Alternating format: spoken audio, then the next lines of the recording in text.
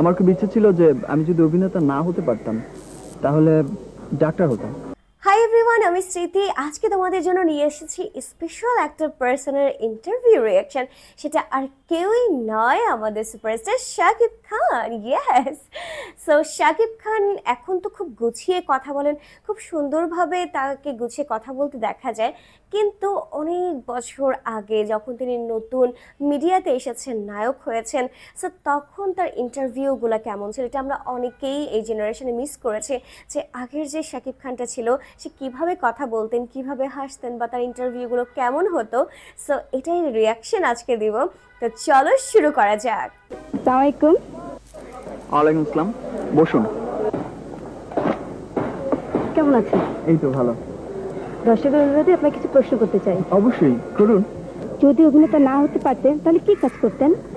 আচ্ছা, একটা কথা বলি, শাকিব খান এখনো ওই যে আহ, তার হাসি বা তার এই যে এমন করা বা তার চোখ আমার কাছে বেশি পছন্দ। তিনি এমনটাই করছেন। ওকে। এক মিনিট। আসলে আমি তো সায়েন্সের স্টুডেন্ট, তো আমার খুব ইচ্ছে ছিল যে আমি যদি অভিনেতা না হতে পারতাম তাহলে ডাক্তার হতাম। আচ্ছা, আপনার অটোগ্রাফ দিতে কেমন লাগে?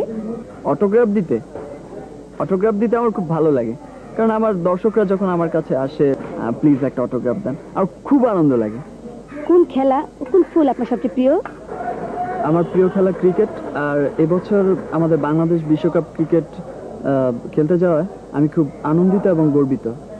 আর আমার প্রিয় ফুল লাল গোলাপ। যদি আপনি ইউএস এর প্রেসিডেন্ট হতেন তাহলে বিশ্ব শান্তির জন্য কি করতেন? ইউএস এর প্রেসিডেন্ট? ওয়াও! যদি আমি ইউএস এর প্রেসিডেন্ট হতাম তাহলে সমস্ত বিশ্বের আগ্নেয়াস্ত্র, পারমাণবিক অস্ত্র, সমস্ত অস্ত্র তৈরি বন্ধ করে দিতাম। আপনাকে অনেক ধন্যবাদ। আপনাকে অনেক ধন্যবাদ। সো এটা ছিল আমাদের সুপারস্টার শাকিব খানের একদম ফার্স্ট ইন্টারভিউ। আর ইন্টারভিউতে তিনি যে একটা হিরো, তিনি খুব সুন্দরভাবে নিজেকে প্রেজেন্ট করেছেন। আর তার কথার ভঙ্গিমা, তার লাইক এখানেও তিনি খুব সুন্দরভাবে কথা বলেছেন। আর অনেকে দেখা যায় যে মিডিয়াতে অনেকেই আছে যারা ইন্টারভিউতে কথা বলতে পারে না, বা একটু প্রবলেম হয়, বা একটু আনইজি ফিল করে। বাট শাকিব খানের এত বছর আগের ইন্টারভিউ আমি দেখলাম, ফার্স্ট ইন্টারভিউ। তো এই ইন্টারভিউতে তিনি খুব সুন্দরভাবে কথাগুলো বলেছেন যে তিনি ডাক্তার হতেন যদি তিনি নায়ক না হতেন। তিনি এখনও এই কথাটাই বলেন। সো তার আগেকার কথা এখনকার কথা অনেক অনেক বেশি মিল রয়েছে। আর তিনি আগেও দেখতে সুন্দর ছিলেন, হ্যান্ডসাম ছিলেন, এখনও তিনি দেখতে হ্যান্ডসাম। তো আমার কাছে অনেক অনেক বেশি ভালো লাগে। আর এখন তার কথা বলার স্টাইল যদি আমি একটু কম্পেয়ার করি, তো আগে দেখা যেত যে একটু চাইল্ডিশ ভাইব তার মাঝে ছিল কথা বলার মাঝে। আর এখন তিনি খুব ম্যাচিওরড হয়ে কথা বলেন, বিভিন্ন পয়েন্ট টু পয়েন্ট তিনি কথা বলেন। আর তার কথা বলার যে ভঙ্গিমা এখন অনেক অনেক বেশি ইমপ্রুভ হয়েছে। তার কথা বলার, উত্তর দেওয়া এবং পয়েন্ট বলা সব কিছু মিলে তিনি এখন খুব দুর্দান্তভাবে ইন্টারভিউগুলো দেন, যেটা আমি মুভি প্রিমিয়ার বা আদার্স কোনো কিছুতে আমি দেখি।